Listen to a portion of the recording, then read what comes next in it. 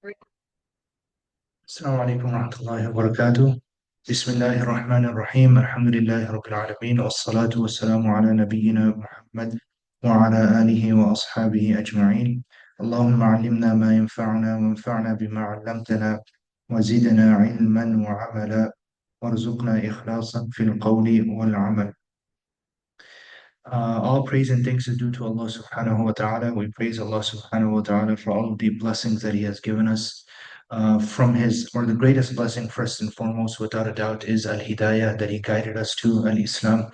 And after that, from His blessings, He has allowed us to gather in the masjid, inshallah, to go over some knowledge. We ask Allah subhanahu wa ta'ala that He make it beneficial for us, that He allow us to be impacted positively by what we learn.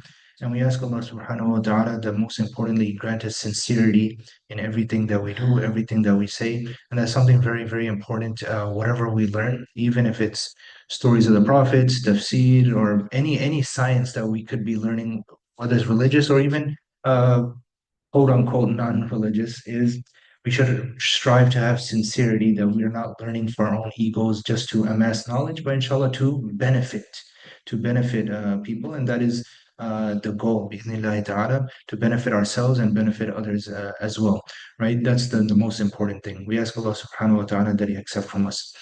Um, Today, inshallah, we'll take a couple of prophets that are a little less known, lesser known. In fact, their names are not mentioned in the Quran. Or actually, the first one, his name's not mentioned in the Quran, the one we have up here, and we'll go over him. The second one, his name is mentioned, but not too much is mentioned. And we'll briefly mention a third, which there isn't much information about. So, in the chronological order from the great, well-known prophets, we have after Prophet Musa, the next well-known prophet is the Prophet Dawood. Um, but before we get to Prophet Dawood, there are a couple of incidents that are either indicated by the Quran or mentioned by the Quran. And the scholars of history, they've said that these prophets, they come in between the time period of the Prophet Musa and the Prophet Dawood alayhi salatu wasalam. So next week we'll be taking the Prophet Dawood, Sulaiman. But before that, just a couple of stories here. I think it'll be a little interesting. There isn't much Quranic verses, but we'll go over what the historians like Ibn Kathir has mentioned, and other famous works. Now, so just to kind of recap where we're at, we mentioned that the Prophet Yaqub, if we go back to Yaqub alayhi salatu wasalam had 12 sons. From them was Yusuf alayhi salatu wasalam. Yusuf ends up in Egypt. He ends up in a position of power. He ends up bringing his family, Yaqub, and his father Yaqub, and his siblings. They lived there. They eventually became the 12 tribes, the children of Israel, the children of Yaqub, were 12 tribes. And then they had descendants, generation after generation after generation. They were honored, they were respected, but eventually, as typically happens, as the generations went by, it's narrated that they started becoming deviated. They went away from the message of Yaqub and Yusuf, and eventually Allah punished them by sending a tyrannical ruler over them. And from the rulers was Fir'aun. So Fir'aun was oppressive. He subjugated them, he persecuted them, he tortured them. Eventually, Allah subhanahu wa ta'ala then sends Musa alayhi salatu wasalam along with his brother Harun. And we went over their story in length over 5 weeks. And then if you missed any of it, you could just see it on YouTube, or you can read up on it as well from the different sources, inshallah. Um, from the sources, just for a benefit, is the stories of the prophets by Ibn Kathir. That's what I usually rely on. So, and it's translated in English, even though it's part of, actually, Ibn Kathir is a very famous Islamic scholar in terms of, he has works, the famous work in tafsir, the commentary of the Quran. Tafsir Ibn Kathir is for researchers, that is one of the top commentaries that they will go to. He also is known for his studies in hadith, and he's also known for history in general. So he has a large work which is called Al-Bidayah wa Nihaya, which translates to the beginning and the end. So the beginning and the end, he starts off from the beginning, Adam alayhi salatu wasalam, up to as much as history as he possibly can do up to his time. Part of this large collection is stories of the prophets, or they took it out from his large collection and they renamed it Stories of the Prophets. That is actually translated into English, and much of the Arabic is there. It's some areas a little summarized. It's not as extensive as the Arabic version, but just for benefit, if you want to buy that, I think it's available on Amazon and so on and so forth. So you can do like further reading on that. So, anyways, coming back over here. So after Musa alayhi salatu wasalam, we mentioned last week that Musa, when he saved Bani Israel, when he takes Bani Israel away from the clutches of Fir'aun, Allah drowns Fir'aun, Allah destroys Fir'aun. So now Musa and Harun, they take the children of Israel, the Israelites, and they're out of Egypt. They are now destined to go into the Holy Land, Palestine, that region, Jerusalem, Masjid al-Aqsa, that region. They're supposed to go in, but they were too afraid to go in because they were afraid of the people that were living there, which they considered Jabbarin, powerful, tyrannical, strong, right? The Canaanites. They were too afraid to go, even though Allah had promised them victory. So because they refused to go, if we remember, Allah then ordained that they would not have a homeland. For 40 years, they will be wandering. And after 40 years, now, does it mean it happened right after 40 years? Not necessarily. It means at some point after a span of 40 years, they were brought back.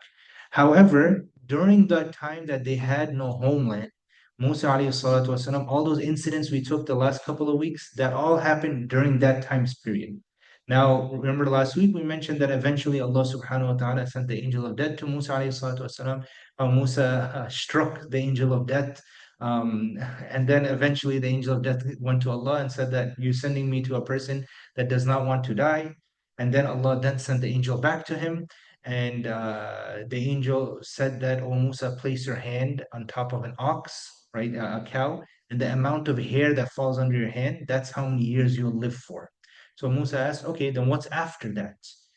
And he said, there's death. So he said, if that's the case, then take me now. I want to meet Allah subhanahu wa ta'ala now instead of waiting. Right? So Allah subhanahu wa ta'ala then took Musa alayhi salatu wasalam, the great prophet. After Musa, immediately, if you remember, we just briefly mentioned a prophet by the name of Yusha. If you remember the story of Musa and Khidr, when Musa went to meet the knowledgeable man, Musa had a boy with him in the beginning of that journey, right? And this is also mentioned in the Quran, not by name, but he had a servant with him. That servant's name was Yusha. Musa to him was like a mentor, a teacher, right? A guide, right? And he learned under Musa alayhi salatu wasalam. He accompanied Musa alayhi salatu wasalam on this great journey. And after the passing of Musa, he was then made the successor of Musa. When he now takes over Bani Israel as a whole, they finally go back to the Holy Lands, and at this point, they are now willing to fight, and Allah subhanahu wa ta'ala has prescribed victory for them. So they are now able to take over that land, and now they currently inhabit that land. Okay. Once they inhabit that land, this is all a precursor to today's story, by the way. So once they inhabit that land, Bani Israel now begins to grow. Naturally, they're not nomadic anymore. They're settled. When you're settled, your civilization grows, your tribes will grow. So now, as opposed to having one prophet for all of the tribes of Bani Israel, like we had in the case of Musa and Yusha, now as the tribes they grow into 12 large tribes, they began to have their own independent identities of sort. In particular, they split into two areas in that land. Basically, you had the northern region and you had the southern region. The northern region had 10 of these tribes. 10 of the tribes were in the northern region, and two of the tribes, and some say two and a half tribes, were in the southern part. The southern part eventually became known as Judea, and the northern part was known as the, the name, I believe. Yes. So now the question comes, so in the southern part, you have the Levites, the Judites, and the Benjamites. Benjamites going back to Binyamin. Anyways, so the point is now you have in that land tribes, they live independent of one another. Even in the northern part, when from the 12 tribes of Bani Israel, 10 of them are in the northern part. They still, many of the scholars, they say, even though they lived as one, They had their own independent identity. You can kind of say kind of like the states, right? For example, we have a federal government. Under the federal government, you have different states, but each state has particular laws and so on and so forth, right? A level of independence. And this is kind of like what you can say about the tribes of Bani Israel. Yes, they're all under the banner of Bani Israel, but they kind of have their own form of independence to the point where amongst them, they had their own rulers as well amongst them. So you could have from one of the tribes a king, another tribe another king. Doesn't mean he's a king of Bani Israel, but it means that he's a king of his particular tribe. So now when you have this, you also have the concept of multiple prophets being sent, not to all of Bani Israel, but to individual tribes, right? Which makes it different from the time of Musa, because Musa alayhi salatu wasalam was a prophet for all of them, right? Dawood, Sulaiman, as we take next week, they will be kings for all of them. In between, you have prophets that come to individual tribes, individual towns, individual cities. And this is important because Allah mentions in the Quran certain verses, have you seen this people from Bani Israel, as we'll take in the first verse. It doesn't mean all of Bani Israel, it could mean a particular group from Bani Israel.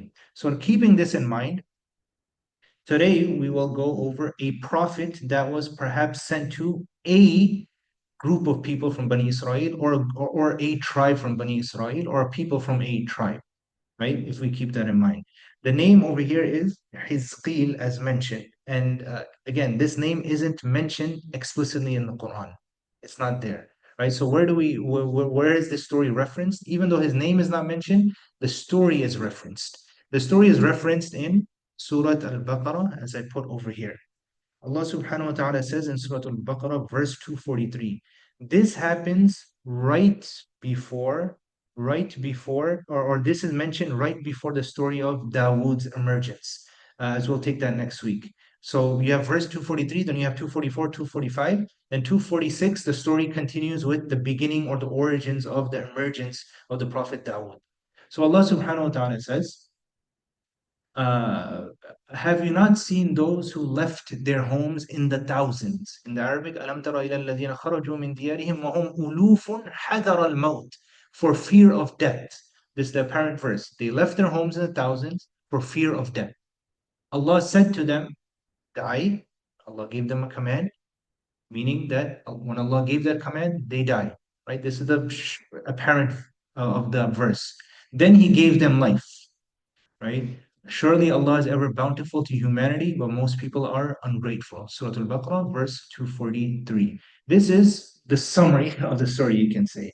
Now, the tafsir, the explanation of this mentions the Prophet Hizqeel. Again, as we mentioned previously, that anytime you have extra information that is not mentioned in the Quran or not found in the established ahadith of the Prophet ﷺ, it probably means that it comes from Israeli narrations, as they call it in Arabic, Israeliyat. Now, when it comes to Israeliyat, as we have mentioned before, and this is important, especially if you read Ibn Kathir's book, is filled with Israeliyat, even his tafsir and other tafsir. The principle as Muslims, as we believe, is that if there's something that if the story matches with the story found in the Quran or from the sayings of our Prophet ﷺ, then of course we believe in it. If it's something that completely contradicts, right, then we say that no, we do not believe in it because we believe in what Allah tells us through the Quran and our Prophet ﷺ. If it's something that neither contradicts nor affirms, is just extra information, then it's something that we don't necessarily say that we believe in it, meaning that if you have a different variation of the story or if you have different details, for example, it's not a point of belief, right? It's possible that what you're saying is true. It's possible what I'm saying is true. Allah knows best, but there is no harm in narrating it, with the caveat that whoever narrates it should actually mention that it is from the Israeliyat, and that's something very important. So a person narrating should say that this is not from the Quran and Sunnah, but it is something that is mentioned. Once that's there, this will clarify. Because if it's not mentioned, let's just say you hear about this today and you inform someone else. If you don't mention it, they might take it as if it's from the Quran or from the sayings of the Prophet, and we would just want to make sure that we're sound in where we get our information from. So, anyways, regarding his story. Since there isn't much information, usually my general flow has been I just put Quranic verses on here, right? I try to explain the Quranic verse. Obviously, there isn't much here, so I just kind of took some of what Ibn Kathir and other than Ibn Kathir as well, some of the other scholars of Tafsir said and put together. There can be certain differences in the different narrations. Okay, so you have the summary of the story here in a few bullet points is that there was a group of Israelites, right, in a city. Again, when we say a group of Israelites, it could be referring to a particular tribe from the 12 tribes, or it could be referring to from within that tribe, maybe a group of people that lived in a city, which was struck by a plague or an epidemic. An epidemic. So there was a contagious disease going around, and it was spreading amongst them, right? Now, obviously, as we know, if there's a contagious disease, even our Prophet sallallahu alaihi wasallam, he gave us guidelines to that, right? That he alayhi salatu wasallam, it was narrated for him if there is a epidemic or disease amongst you or plague amongst you, if you are not in that city, don't enter into the city. And if you're in the city, don't leave the city. Right? He's giving us guidelines not to cause a major spread, right? And if you're in the city, you do not exit. But if a person is in the city and he gets sick, then the Prophet ﷺ says, when you stay in the city and you persevere and you're patient, and if you pass away, he ﷺ said, the reward of that is somebody that went out and fought and for the sake of Allah. Why? Because he wasn't afraid of death. He stayed in here. Obviously, the point is that he's looking for the betterment of society. Because if one person out of fear of death runs away, he might have that disease and he might go to another place, and now that might start spreading. And a lot of these narrations were talked about, especially during COVID time and so on and so forth. So the idea is that they had a plague, it was an epidemic. They're supposed to stay put. They're not supposed to leave, right? They're not supposed to go out and possibly spread this disease. So what happened? This entire group of people, thousands in number, not one person, two person, three-person, thousands. Allah mentioned in the Quran, uluf. Uluf could mean 3,000 plus. 3,000 plus. Some of the scholars said 9,000, some of them said 10,000, some say 14, 40. There is no specific number. Uluf just means thousands, right? Or at least 3,000 and above. So the idea is that a large group of people left. Why? They left the city out of fear of death. They thought if we stay here, we're going to die, right? So you had thousands of people leaving. Perhaps there were some people left behind that were still sick. Now, Allah, what's mentioned is that this entire group, they're traveling out of the city and they come out into an open area, an open plain. Some of the narration mentions that there were two mountains and so on and so forth. It's an open area that could fit 1,000. Now, at that point, Allah subhanahu wa ta'ala sends down two angels who stood on two ends of the plain and let out a loud sound. They let out a loud sound, right? Sayha, right? This loud sound caused them all to drop dead instantly. As soon as this sound was made, all of those people that were there immediately collapsed and fell dead. This is similar to the concept of the day of resurrection, for example. The day of judgment will begin with the blowing of the horn, the trumpet, which will be a loud sound, which will cause all of the creation to immediately die.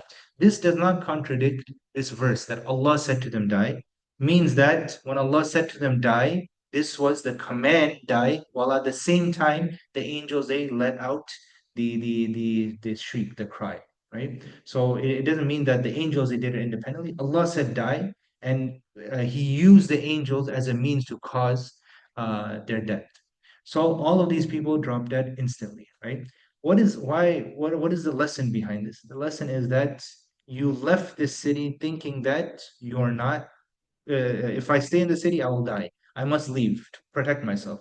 So Allah Subhanahu wa Taala was showing them that death is whenever death is prescribed for you, it will happen to you, right? It will come to you. Whether you're in the city with the disease or whether you go outside, if Allah wishes for you to die, that will happen. You cannot escape. As mentioned in the Quran, أَيْنَمَا تَكُونُوا يُدْرِكُمُ الْمَوْتُ وَلَوْ كُنْتُمْ فِي بُرُوجٍ مُشَيَّدَةٍ.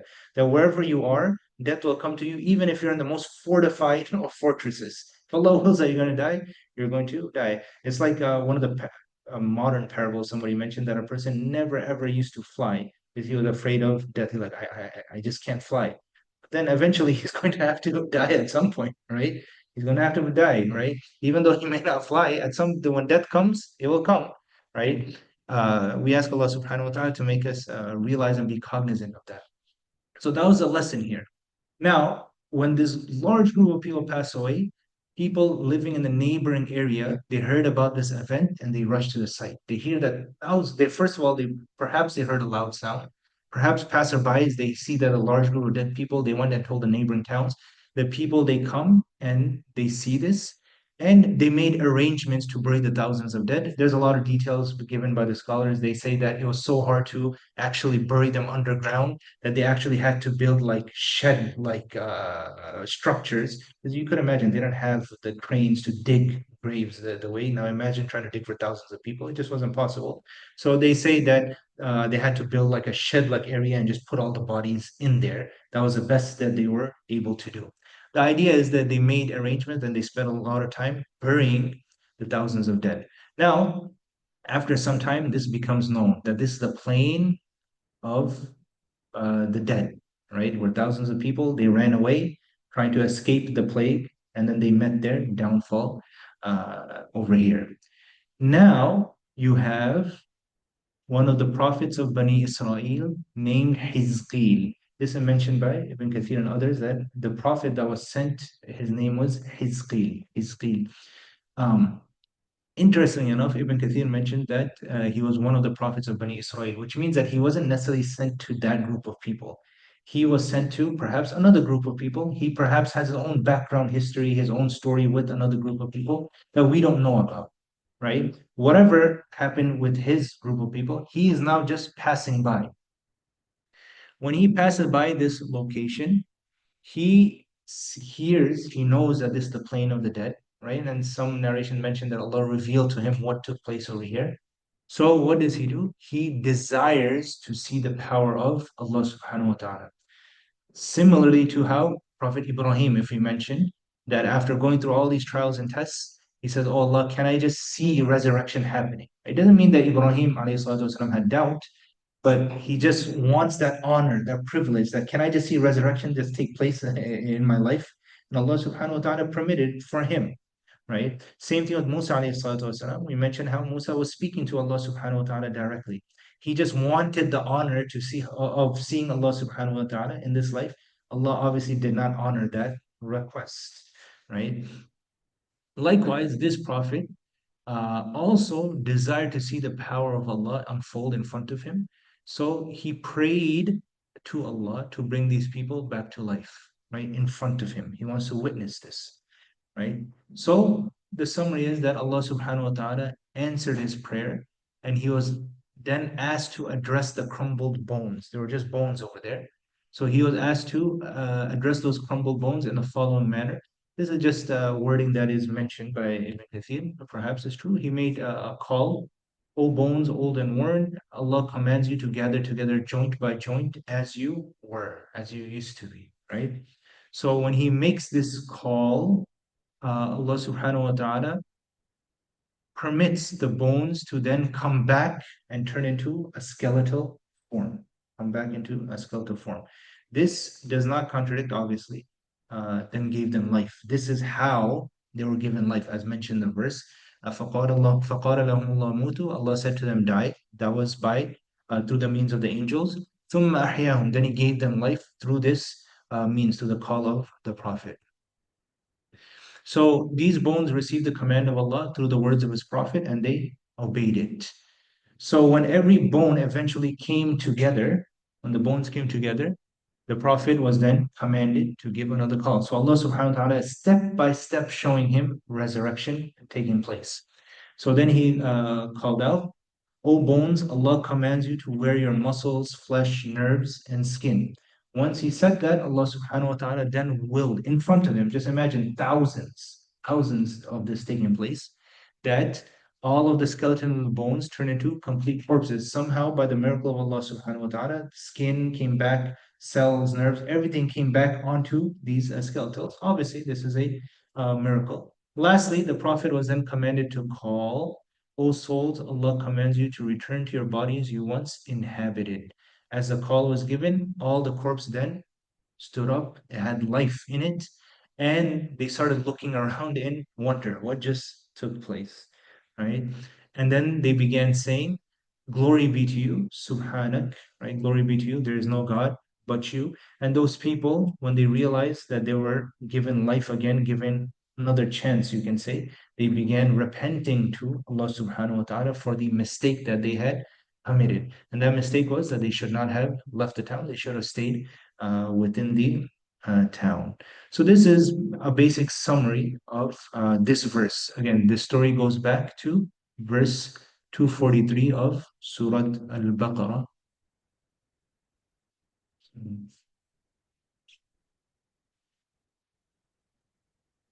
Yeah. ألم تر إلى الذين خرجوا من ديارهم وهم ألوف حذر الموت فقال لهم الله موتوا ثم أحياهم إن الله لذو فضل على الناس ولكن أكثر الناس لا يشكرون. Allah is ever bountiful to humanity. Allah gives His blessings, informs us of His miracles, and to this particular group of people, Allah gave them what we can say like a second chance, right? So they were able to be resurrected and they were able to repent for the errors of their ways. Is this the Yeah. same? Is this reference to the same story like Prophet Ezra?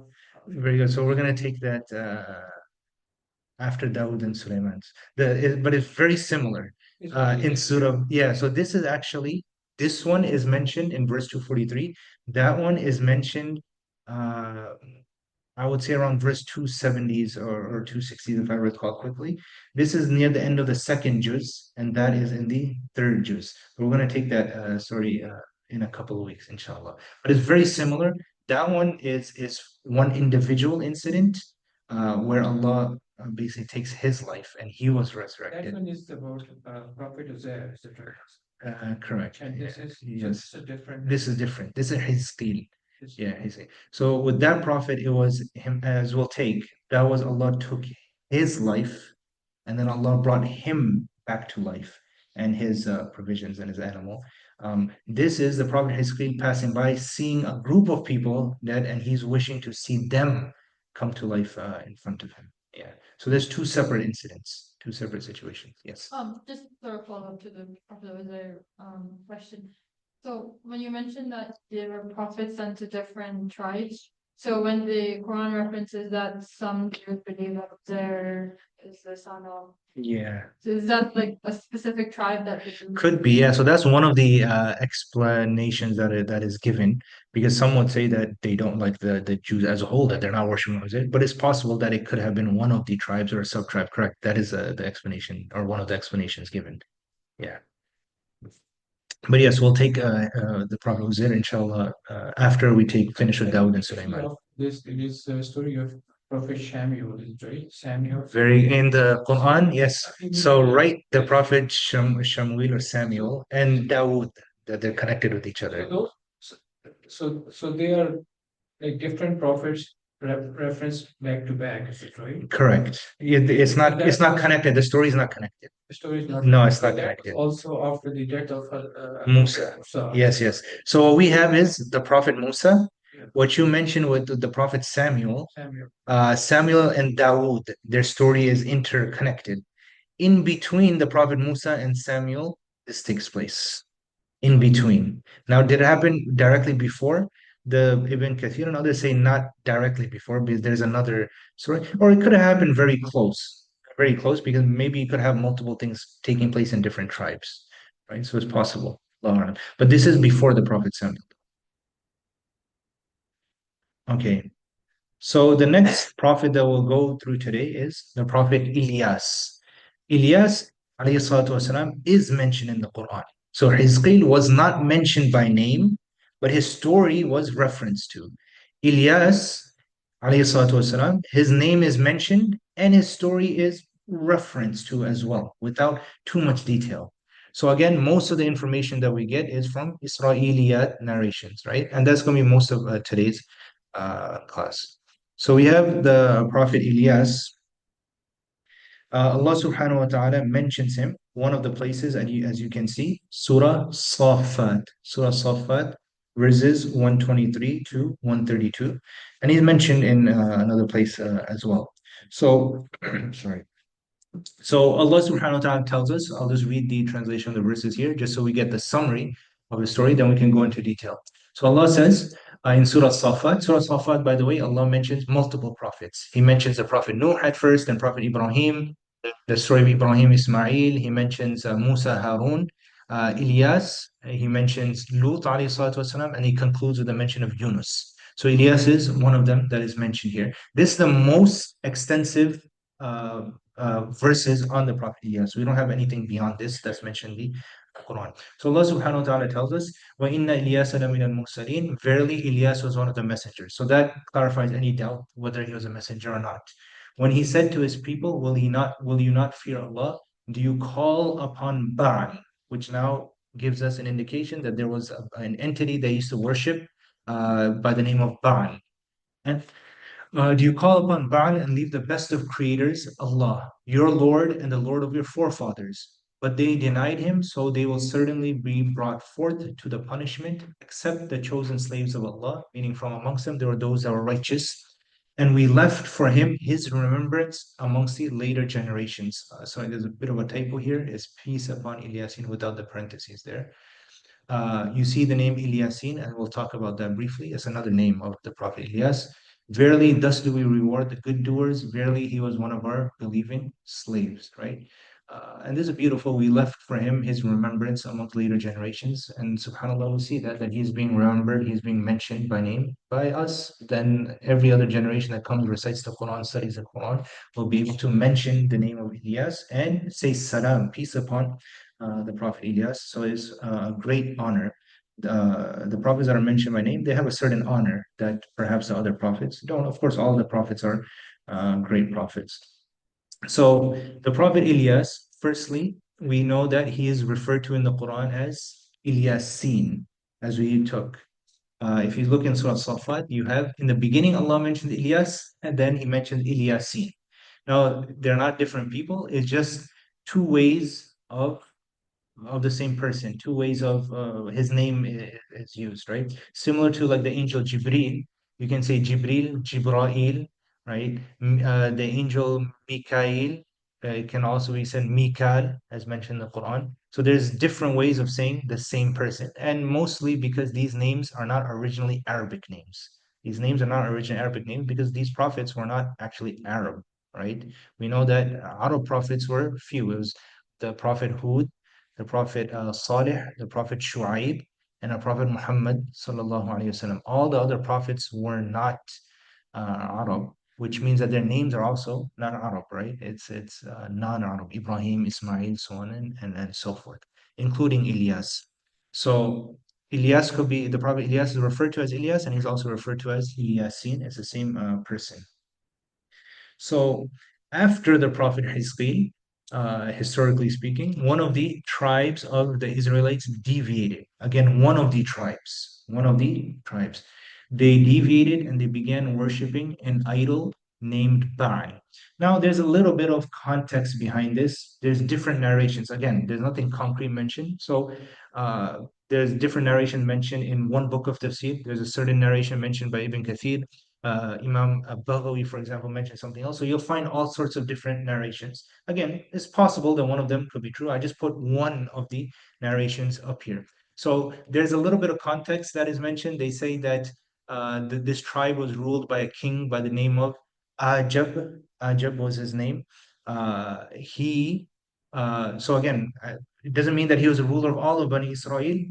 We mentioned that each individual tribe could have their own ruler. So this king by the name of Ajab, I mentioned his wife's name later. His wife's name is, we would say in English, Isabel, right? So it's narrated that she was the one that was very, very heavily involved in worshiping Baal, and he was a little like soft towards her. So whatever she used to want or desire, he would follow through with that. So because of his wife's worship, he began also worshiping that idol. And then the people by and large began following their ruler, their king, and they went and they deviated away from worshiping Allah subhanahu wa ta'ala. Right? Allah sent to them eventually the Prophet Ilyas. The Prophet Ilyas, since it gets sent to this tribe in particular. Which tribe we don't know, but a tribe that's ruled by the name of the king by the name of Ajab. So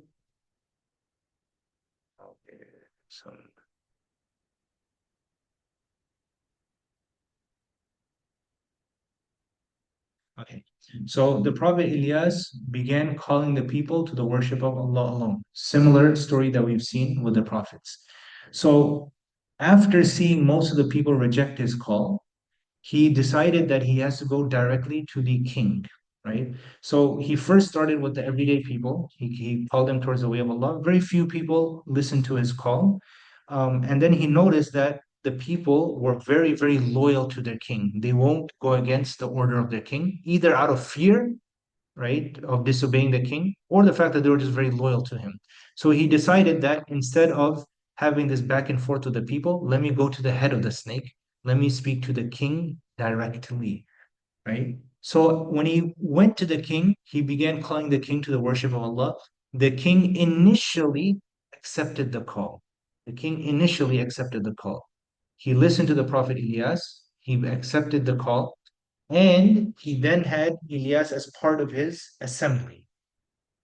And the Prophet Ilyas would guide him on affairs, guide him on matters that, do this, do that, advise him, right? And he was very trusting of the Prophet Ilyas.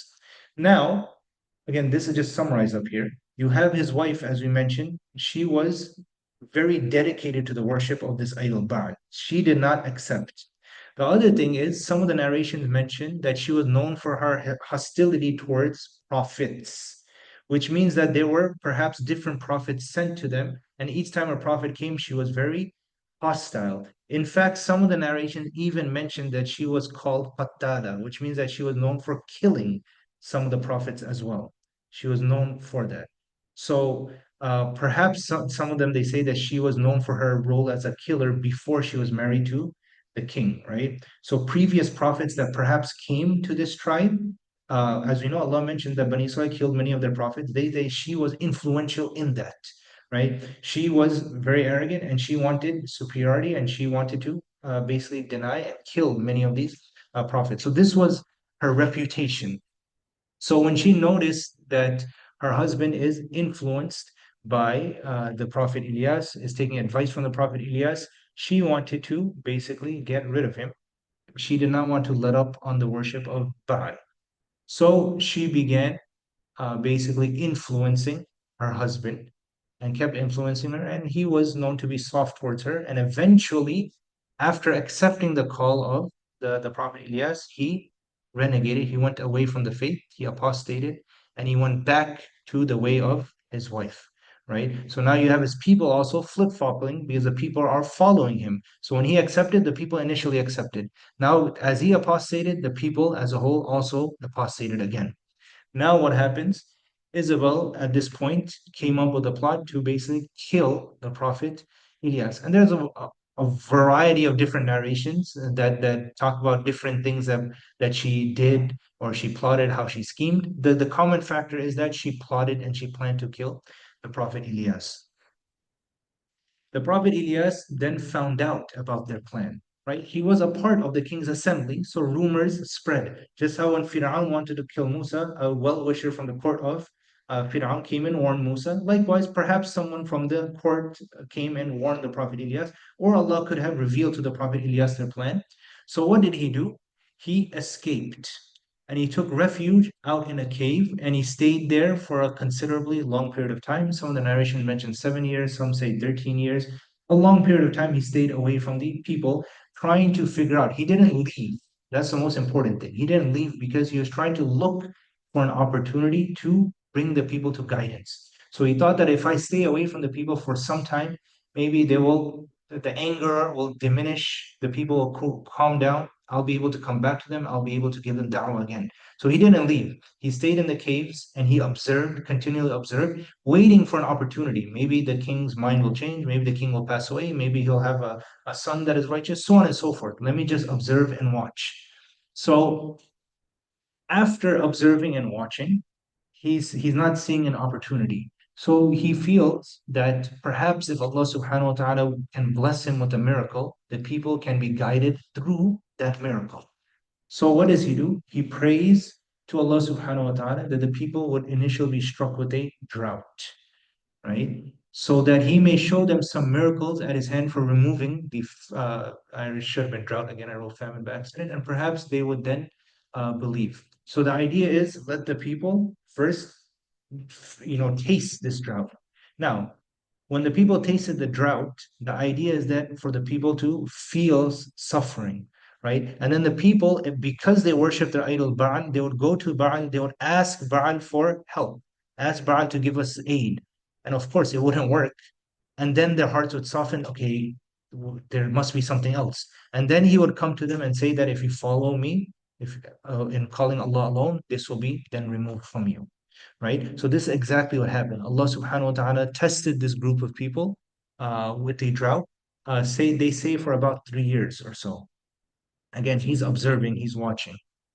After 3 years of drought, he observes and he watches that they did go to the idol, they're calling out to the idol, and nothing is changing, nothing is working, right? So now the Prophet Ilyaas comes and the people aren't in the mood to kill him. They're suffering, right? So they remember, oh, he's a prophet and he's claiming to be connected to Allah subhanahu wa ta'ala.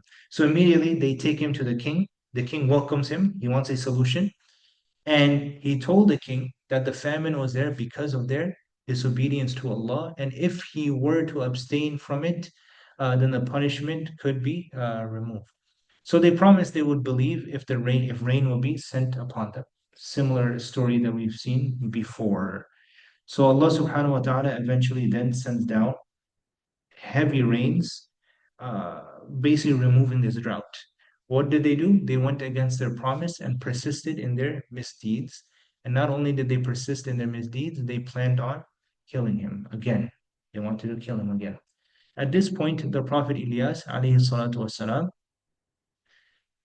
basically he could not make dua against his people, that Allah destroy them. Some of the prophets we mentioned that they made dua, Allah destroy my people, they're evil. He did not want to do this. He felt that perhaps someone may come and guide them. So he asked Allah that, oh Allah, I tried spreading the message. They refused to accept. So he asked Allah to take him up, basically to take his life from the dunya and take him to the next. And then whatever happens to them will happen to them. So Allah subhanahu wa ta'ala accepts the call of Prophet Ilyaas and he commanded him to go to a certain place. You may read different narrations. He went to like a mountain, a horse was sent down, so on and so forth. The idea is that he was escorted by the angels into the heavens where his soul was taken and then he passed away into the heavens. So what happens to this kingdom? Some reports indicate that Ajib's kingdom was eventually destroyed by external enemies. Eventually, enemies they came, they overpowered him, and then they ended up destroying his kingdom altogether. There's another, just for a benefit, there's another narration of events over here. That some say that instead of the drought story, they mentioned that Prophet Ilyaas was in the cave, and the king had a son that was very beloved to him, and that son became very, very ill, very ill. And they tried everything to cure that son. And then the Prophet Ilyas saw this as an opportunity that perhaps I can bring about a miracle. So he went to the king and he told him that if you believe in Allah alone, that Allah is the giver of cure, then I will call upon Allah and Allah subhanahu wa ta'ala will cure him. And he agreed, but afterwards, his wife still influenced him and he still plotted to kill him. And thus, then the rest of the story is the same, that the Prophet is asked to go up back to Allah subhanahu wa ta'ala. So again, this is a summary. Okay, it's not really mentioned, or it's not mentioned in the Quran. The extent of it is, let's just quickly look at this verse. Allah tells us that He said to the people, will you not fear Allah? Do you call upon Baal? Why are you calling upon Baal and leaving the best of creators, the sustainers, the Lord, your Lord, and the Lord of the forefathers? They denied Him. All of this is mentioned. So they will certainly brought forth, meaning they will be brought forth to the punishment. The last little tidbit we'll take today. Again, today is a little more light of a class. But I felt because the last couple of weeks was kind of heavy. We took a lot with the Prophet Musa, so I felt that today was a little light and we can kind of relax a little bit. Very small tidbit. We don't have much information from it. Yes, sorry. Go ahead. For Ilyas alayhi salam, also like I mean, based on the story of Yunus alayhi salam, like Yeah, prophets are not allowed to leave their people before the command of Allah. correct. That's an implicit understanding. So the understanding would be that over here that meaning when he fled, So he didn't, the difference I would say between him and the Prophet Yunus alayhi salatu wasalam is the Prophet Yunus alayhi salatu wasalam fled his people looking to leave. He left. Prophet Yunus, if you remember, first he made dua against his people that, oh Allah, bring about the punishment upon them. And then before the punishment even came, he left in anger and he didn't leave to observe them. He left to leave. He's like, they're destroyed, right? So he totally left them, right? He abandoned them. And then, of course, the people, they saw the punishment and they repented. But then Allah ended up trying the Prophet Yunus. And then he brought him back, and that village, that town believed. With the Prophet Ilyaas, perhaps two things. Perhaps Allah gave him permission to flee, or it could be that he didn't actually flee in the sense that we're fleeing, meaning he took refuge, but he didn't leave his people. He kept observing and looking for an opportunity to come back to them and give them da'wah. And when he came up with an idea or a plan, he went back and he tried executing it. So because the same thing could have been said about Prophet Musa, but Prophet Musa fled, right? Actually, that's before his prophethood. He loves his people. Yes, because he wouldn't even make dua against them at the very end. How much He wouldn't make dua against them. Yeah. Um, the next prophet we have very briefly is the prophet Al-Yasa. Al-Yasa is also mentioned in the Quran in two places. Is mentioned in the Quran in two places. What we have over there, Allah subhanahu wa ta'ala tells us in Surah Sad, وَاذْكُرْ إِسْمَاعِيلَ وَالْيَسَعَ وَذَا الْكِفْلِ. Then mention or remember Ismail and Al-Yasa and Dhul Kifl. كُلٌّ مِّنَ الْأَخْيَارِ. Each one of them was amongst the righteous, meaning each one of them was amongst the righteous prophets, right? Then we have Allah subhanahu wa ta'ala tells us in Surah Al-An'am, وإسماعيل واليسع ويونس ولوطا وكلا فضلنا على العالمين. To all them we favored over mankind, meaning that they are prophets over mankind. Now, just a note, when Allah mentions the prophets, it doesn't necessitate order, right? Allah subhanahu wa ta'ala mentions the prophets without necessarily mentioning them in a particular order, right? So that's one thing to keep in mind, because we took the story of Lut and Yunus well before Al-Yasa. So these are the two places Al-Yasa is mentioned. Unfortunately, there isn't much information beyond that about the Prophet Al-Yasa. Um, uh, so Al-Yasa, what we know was that he was a prophet from among the prophets of Bani Israel, peace be upon them all, right? So we mentioned that some of these smaller prophets are sent to different tribes. He was one of them. He has been mentioned in the Quran in two places that we just took, Surah An-An'am and here in Surah Sad that we mentioned over there. There is not much detail reported regarding his story, right? Now, the question may come up, what about the Israeli narrations, right? How come you have more information about the Prophet Ilyaas and you have information about Hizqeel that we mentioned? There must be something about Al-Yasa, right? And this is where we appreciate the work of our historians. Remember the principle that I mentioned, that if something agrees with Islam, we take it as a point of belief. If something contradicts, we reject. And if something doesn't contradict or affirm, we narrate it, could be true.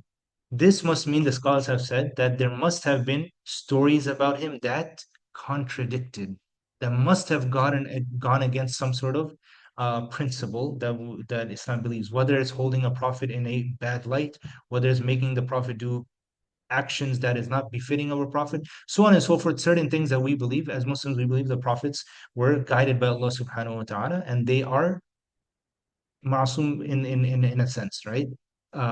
Which makes them different. So it must have been that there could have been narrations, but Ibn Kathir and other historians don't bring it on purpose because they must have gone against our tradition and our core beliefs. That's why there is not much narrated about him in the books of Islamic history or tafsir. The only little things that we have about him was that he was a prophet sent to Bani Israel. He's mentioned by Allah in the Quran, so he is definitely a prophet. And that some of the reports mentioned that he was a prophet that came after the Prophet Ilyaas, that he came directly after the Prophet Ilyaas. In fact, is mentioned that he accompanied the Prophet Ilyaas. So we can say that there's an overlap in his story and the story of the Prophet Ilyaas. As the Prophet Ilyaas was going through the trials and tribulations, perhaps he was learning from the Prophet Ilyaas, could be, and was made a prophet after him. So what does that mean? So what we can assume here, is that he was mentored by the Prophet Ilyas. When the Prophet Ilyas was going through his trials, he witnessed that, he learned from him. After the Prophet Ilyas was taken up by Allah subhanahu wa ta'ala, he was then given the role of prophethood. Now the question comes is that when these people were destroyed, what is his role? And it's possible that this was the eventual punishment that destroyed the people, just like many prophets, they had punishment that came, and he was perhaps saved, and he continued on his role of being prophets with other groups and nations. Beyond that, we don't have much more information. So with that, today, inshallah, we will stop. Again, today was a little more, I feel a little bit lighter, not as heavy. I feel like the last like 2, 3 weeks, there was a lot of information with the Prophet Musa, and we're really trying to finish his story. Again, these prophets, not as well known, but it's important to know about them. So next time, if you read in the Quran, Ilyaas, for example, and we read the name Al-Yasa, we can have a little bit of idea of what perhaps could have taken place. Likewise, that verse in Surah Baqarah, if we read Surah Baqarah, we come across a verse, we can have a little bit of background what that verse is talking about. Inshallah, next week we'll kind of get a little bit more heavy again because we have more well-known prophets, the Prophet Dawood and Sulaiman. Obviously, their story is mentioned a little more extensively in the Quran. So we'll start with that. In fact, we'll start with a prophet by the name of Samuel that kind of starts the story of the Prophet Dawood, Bani Israel. So we'll mention that and we'll go with the story of Dawood and Sulaiman. After that, we have prophets between Dawood and Sulaiman and the Prophet Isa alayhi salatu wasalam. So you have a good number of prophets in between, including the Prophet Uzair, as that was mentioned. You also have Yahya, Zakaria, of course, that their stories will be mentioned. And then lastly, we will have the Prophet Isa alayhi salatu wasalam. Just to give you an idea, inshallah, we'll have class on next Wednesday, the following Wednesday, which is what, 13 and 20, I believe, right? 13 and 20. Yeah, and then 27th we won't have class because that's like the Thanksgiving sort of weekend. People might be away or traveling. And then the next month we'll have 3 Wednesdays. Basically, the dates are slipping me right now, but 4, 11, and 18. December 4th, December 11th, December 18th. Inshallah, the goal is to finish the story of the Prophet Isa uh, by December 18th, and which will also be kind of uh, connected to that time of year as well. So inshallah, that should be beneficial as well. Bismillah ta'ala. Inshallah, after that, we'll probably start off on a different subject. May Allah subhanahu wa ta'ala accept from all of us. May Allah subhanahu wa ta'ala forgive us. If you have any questions, you can. We have like 15 minutes for salah, so you can comfortably go up to salah as opposed to rushing. I think last week somebody asked if we could finish a little bit earlier, so I tried to put this as a cutoff, so we're not rushing for prayer. Jazakumullah khairan. If you have any questions, you can ask. If not, we can go upstairs.